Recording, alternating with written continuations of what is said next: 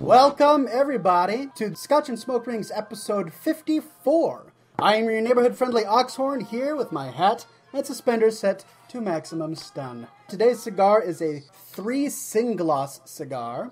Today I'm using my V-cut for this cigar, which is my preferred method of cutting a cigar. You see that nice, healthy V shape in there?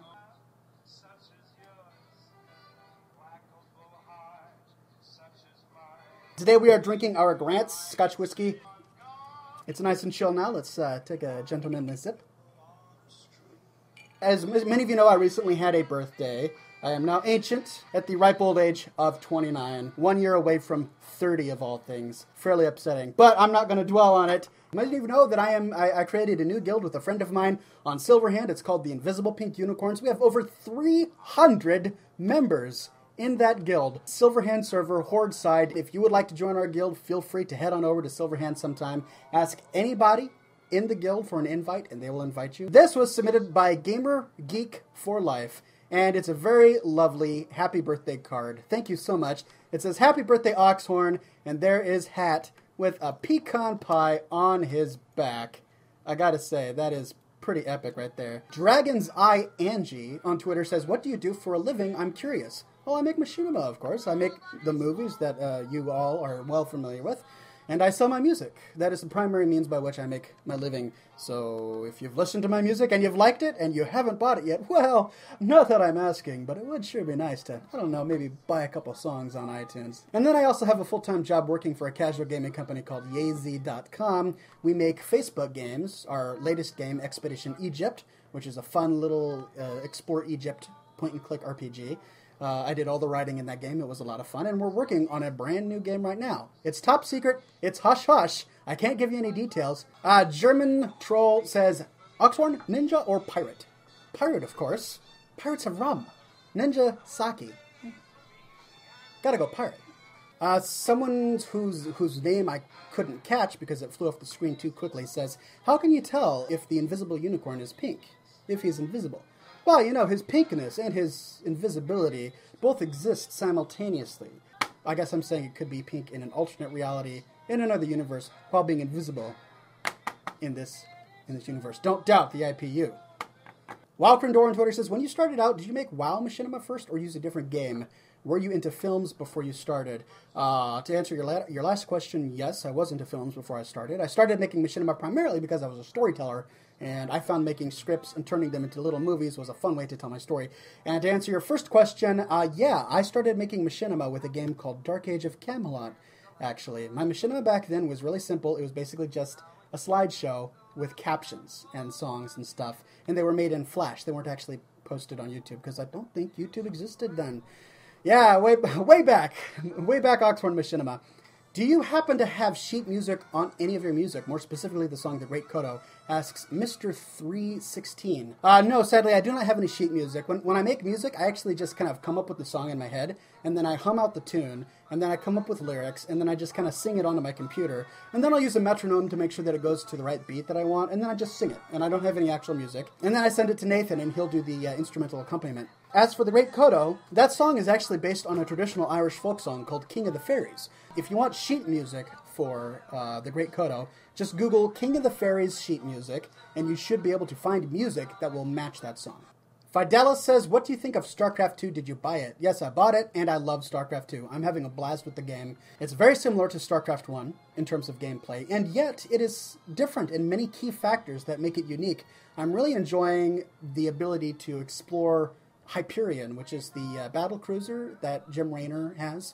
There's a laboratory, there's a bridge, there's a cantina, there's a mech lab. You can actually, as you play the single-player campaign, you can spec in different abilities so that as you're playing the game, you don't have to spend time and money researching them. So they've done a number of really cool, unique things to make the StarCraft 2 gameplay unique and different from StarCraft 1.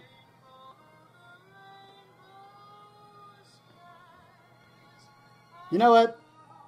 As much as I like Somewhere Over the Rainbow, I think I am now in the mood for some Gaelic Storm. This is promising. There we go. I like that. Random person says, play your penny whistle or sing live. This is my nice penny whistle, shipped in from England. I don't know if that makes it better, but it's a little closer to home. You know, Ireland. So, let's see here.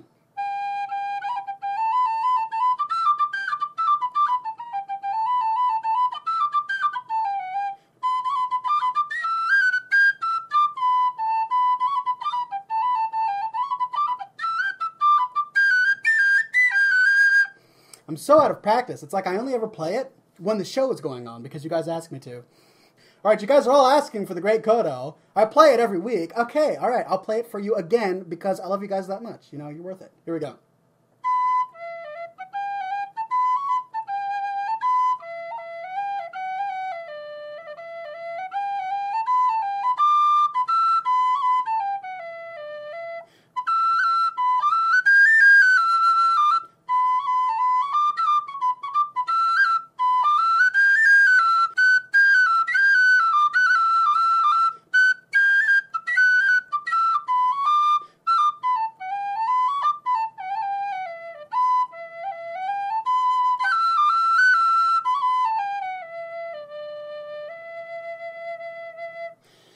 Ox, are you Irish? I am, says Bob H-I-I-I-I-I. Yes, I am Irish. I'm also English, and I am also 1/16th Native American. I know, it's really small. Jess Dave says, where are the girls cuter, Seattle or San Francisco? Seattle. No offense to San Francisco, but Seattle wins, hands down. Thanks, Jess Dave. I, of course, as most of you know, at the end of every program, I blow a smoke ship into existence that did not exist before, and I craft it lovingly based upon your suggestions. So what would you guys like to see? Mrs. Gamer on Twitter says, a burrito schooner armed with salami cannons, bacon goblin parachuters who are attacking a vegetarian-manned rowboat on top of Ice Crown Citadel. Wow, that is incredibly specific. You spent a lot of time thinking about that. I like it. Game Geek for Life says, a ship with a banner that says triple rainbow all the way as the ship sails away. Ox and Stag are punting gnomes. Another great example. Old Ironbark on Twitter says, and Stag on a zeppelin towing a gigantic honey-baked ham strapped with bacon to drop and feed the now starving elves of Darnassus, because of course they are vegetarians. Another great suggestion. I really like it. Any other ideas out there, guys?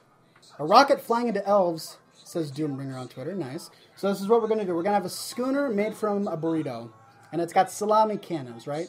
So cannons made from salami. And they are shooting bacon at vegetarian hippie parachuters who are trying to attack this burrito ship. Do you like that? Does that sound good? We have a very carnivore-themed show going on today. All right, here we go. You guys ready? Here we go.